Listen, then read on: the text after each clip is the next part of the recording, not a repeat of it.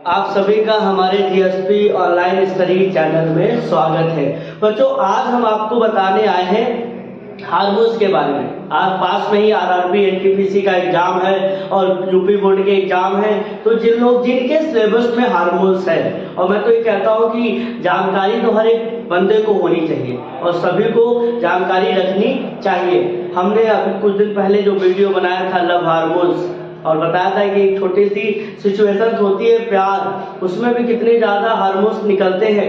और अब आप बताएंगे कि जैसे आप भोजन करते हैं, खाना खाते हैं, तब भी आपके पेट में एक हार्मोन्स निकलता है, वो पूरी डाइजेशन की प्रक्रिया को क्या करता है, स्टार्ट करता है।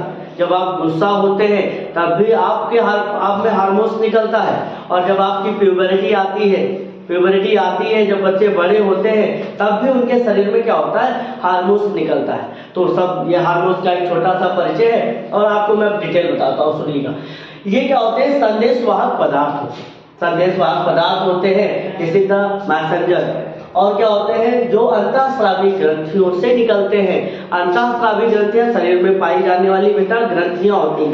ग्रंथियों को इंग्लिश में कहते हैं ग्लैंड। क्या कहते हैं? ग्लैंड कहते हैं।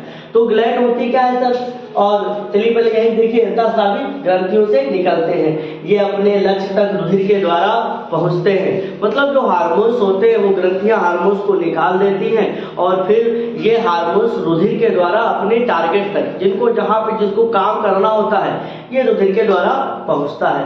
पर बात इसके अंदर आई कि ग्रंथियों के द्वारा निकलते हैं, ग्लैंड के द्वारा निकलते हैं। तो ग्लैंड क्या होती हैं? ये कोशिकाओं का समूह होता है। शरीर के अंदर जो कोशिकाएं हैं वो ग्रुपिंग कर लेती हैं, और उसके बाद क्या करती है, और शरीर के लिए जो आवश्यक पदार्थ है उनका निर्माण करती है। और हमारे शरीर के लिए आवश्यक पदार्थ कौन से?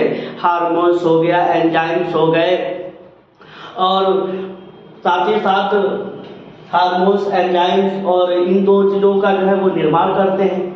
फिर इसके बाद जब हम देखते हैं कि अंतःस्रावी ग्रंथियां 3 प्रकार की, कौन कौन सी? ग्रंथियां 3 प्रकार की हैं। अंतःस्रावी ग्रंथि, बहिस्रावी ग्रंथि और मिश्रित ग्रंथि। इसको कहते हैं एंडोक्राइन ग्लैंड। क्या कहते हैं? Endocrine gland. इसको एल्जोक्राइन ग्लैंड, और इसको मिक्स्ड ग्लैंड कहते हैं। तो अब इनकी जो है सबकी प्रॉपर्टी क्या होती है, इस पर भी थोड़ी बात कर लेते हैं। इसको जब एंडोक्राइन ग्लैंड होती है, एंडोक्राइन ग्लैंड, ये क्या होती है, नलिका विहीन होती है। नलिका विहीन का मतलब होता है ये डक्टलेस होती है। अगर एक वर्ड में इनके लिए हम बोले तो क्या बोलेंगे? डक्टलेस। क्या बोलेंगे? डक्टलेस।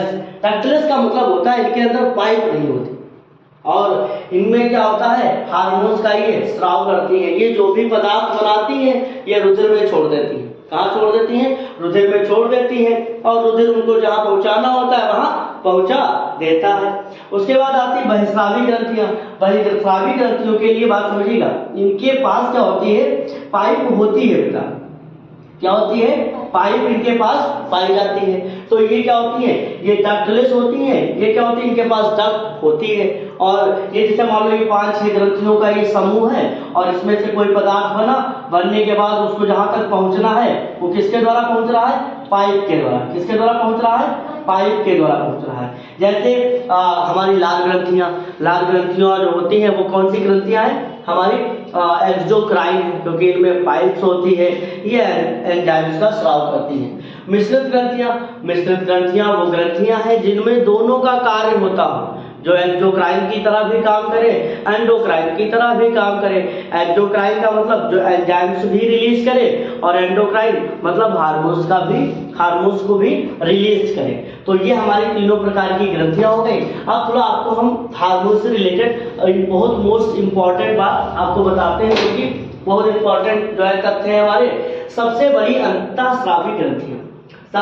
अंतःस्रावी ग्रंथि जो होती है बेटा वो थायराइड होती है। कौन सी होती है? याद रखिएगा, शरीर में सबसे बड़ी अंतःस्रावी ग्रंथि थायराइड। अगर एग्जाम में ऐसे पूछे कि शरीर की सबसे बड़ी ग्रंथि, तो यकृत लगाइएगा। क्या लगाइएगा?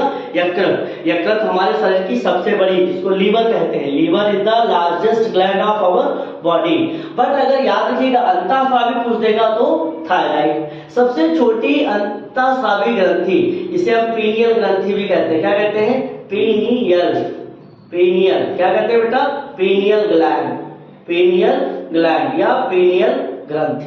अभी बात समझिए, ये बेटा बिल्कुल एकदम फ्रंट दिमाग में होती यहाँ पे, इसे आत्मा कहा जाता है, क्योंकि जैसे जैसे इसका साइज छोटा होता चला जाता है और फिर आदमी की मृत्यु हो जाती है, तो इसको बेटा सोल ऑफ बॉडी कहा जाता है, इसको जो है आत्मा बताया जाता है कि आत्मा का आवास कहाँ है, पीनियल ग्लैंड में।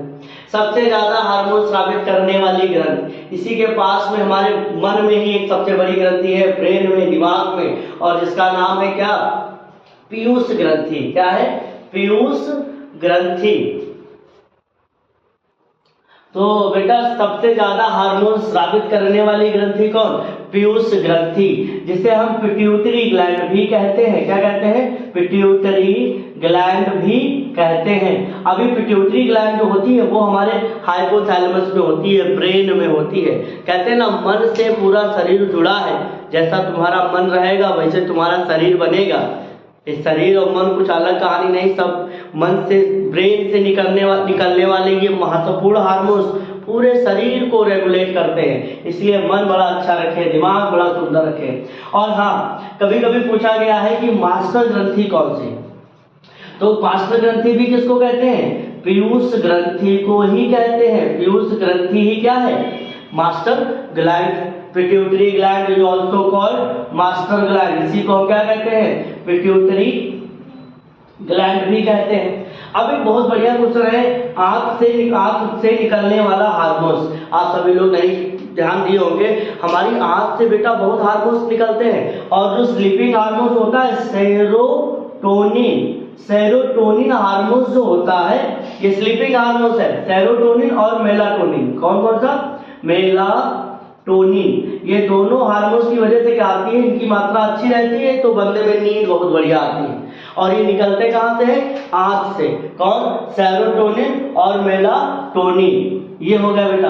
फिर पेट से निकलने वाला हार्मोन्स, पेट से हार्मोन्स कौन सा निकलता है देखिएगा, और यहाँ आंख से सिक्रेटिन नाम के हार्मोन्स निकलते हैं, मतलब डाइजेशन में बहुत सब हेल्प करते हैं, और गैस्ट्रोइंटेस्टाइनल हार्मोन्स कहे जाते हैं। तो आंख में भी बहुत सारे हार्मोन्स निकलते हैं। फिर है पेट से निकलने वाला हार्मोन्स, ये तभी निकलता है जैसे आप खाना खाते हो, और फूड जो है जैसे आपके पेट में गया वैसे ही हार्मोन से निकलता है, और पेट के अंदर की फिजियोलॉजी को, क्रिया जो भी वहाँ कार्य होना है उसको स्टार्ट करा देता है। आप सोचिए आपके पेट में HCl निकल रहा है, बराबर निकलता जाएगा, तो फिर तो दिक्कत हो जाएगी, तो परमानेंट नहीं निकलता, जब आप खाना खाते हैं तभी निकलता है। और कौन सा हार्मोन निकलता है, गैस्ट्रिन। कौन सा, गैस्ट्रिन। कौन सा हार्मोन है बच्चों, गैस्ट्रिन। याद रखना कि स्टमक वॉल अर्थात पेट की जो म्यूकोसा होती है, जो वॉल होती है, दीवार होती है, उनमें से जो हार्मोन निकलता है वो कौन सा है, गैस्ट्रिन। हाँ तो बच्चों, ये जो हमारी अंतःस्रावी ग्रंथियां हैं वो कौन कौन सी होती हैं और कहाँ होती हैं हम आपको बताते हैं। अंतःस्रावी ग्रंथियों में thyroid, parathyroid, adrenal, testis, ovary, pineal gland, Langerhans डिपिकाए और थाइमस और पिट्यूटरी ग्लैंड। इसको हम क्या कहते हैं, पीयूष ग्रंथि भी कहते हैं। क्या कहते हैं, पीयूष ग्रंथि भी कहते हैं। तो बात समझिएगा, ये हमारे कहाँ होती है, गले में होती है बेटा। इससे थायरॉक्सिन हार्मोन्स निकलते हैं, और दूसरा वीडियो हम डालेंगे इससे कौन कौन से हार्मोन्स क्या निकलते हैं और उनका क्या कार्य होता है। तो आप समझ जाइए ये क्या है, थायराइड गले में है, और ये भी हमारे कहाँ होती है, गले में ही हो, गर्दन में होती है। एड्रीनल बेटा ये किडनी के ऊपर होती है। कहाँ होती है, किडनी के ऊपर पाई जाती है। क्या होती है, ऊपर, upper part of kidney. Testis जो है ये मेल में होता है। क्या होता है बेटा, मेल में निकलने वाला, मेल में जो हमारा जो नर होते हैं, जो हमारे मेल होते हैं, मेल रिप्रोडक्टिव पार्ट होता है, और उसका क्या होता है, टेस्टिस। और टेस्टिस से ही क्या निकलता है, टेस्टोस्टेरोन। टेस्टोस्टेरोन निकलता है। दूसरा क्या होता है बेटा, बियर्ड आती है, अग्रेसिवनेस आता है, और व्यवहार में बदलाव आता है। तो ये क्या हो गया, टेस्टिस की कहानी थी। ओवरी, ओवरी बेटा ये क्या होता है, फीमेल रिप्रोडक्टिव पार्ट है। क्या है, फीमेल में होती है, मादा जननांग है, फीमेल रिप्रोडक्टिव। क्या है, रिप्रोडक्टिव पार्ट होता है। और बात समझिएगा, फीमेल्स में जितने फीमेल हार्मोन्स होते हैं उनकी जो प्यूबरिटी है, जो उनके लक्षण है, वो सब किस पे डिपेंड करते हैं? ओवरी से निकलने वाले हार्मोन्स। पीनियल ग्लैंड से कोई खास हार्मोन्स नहीं निकलता है। और लैंगरहैंस ये क्या होता है बेटा? जो अग्नाशय होता है, अग्नाशय मतलब पैंक्रियाज, अग्नाशय। तो अग्नाशय मतलब पैंक्रियाज, और पैंक्रियाज के अंदर जहां जहां सेल फैली होती हैं उनको लैंगरहैंस दीपिकाएं कहते हैं। और इनसे जो हार्मोन्स निकलता है वो इंसुलिन है। कौन सा है? इंसुलिन। कौन सा हार्मोन बेटा? इंसुलिन। तो जो इंसुलिन हार्मोन्स होता है, इसकी जब कमी हो जाती है तो डायबिटीज कंडीशन बन जाती है। क्या बन जाती है? डायबिटीज। याद रखिएगा, कोई पूछे कि डायबिटीज कैसे होती है, और इंसुलिन की कमी से। कहां से निकलता है? पैंक्रियाज से। पैंक्रियाज के अंदर जहां जहां सेल होती है जिनको क्या कहते हैं? लैंगरहैंस दीपिकाएं। थाइमस, थाइमस जो होती है हमारे जो हार्ट होता है उसके फ्रंट पे होती है। उसके बाद मास्टर ग्लैंड, इसके बारे में तो हम आपको बाद में बताएंगे, और जब दूसरा वीडियो जाएंगे उसको देखिएगा। पीयूष ग्रंथि से निकलने वाले हार्मोन्स सब बिल्कुल एकदम डिटेल में कहाँ होती है ये अभी के लिए समझ जाइए। हाइपोथैलेमस पार्ट होता है ब्रेन का, हाइपोथैलेमस में होती है। कहाँ होता है? हाइपोथैलेमस। हाइपोथैलेमस तो ब्रेन का पार्ट है, वहां पर सिचुएटेड होता है। तो ये हमारी क्या है? सब अंतःस्रावी ग्रंथियां हैं, और कहाँ कहाँ होती है हमने आपको डिटेल बताया। और धन्यवाद।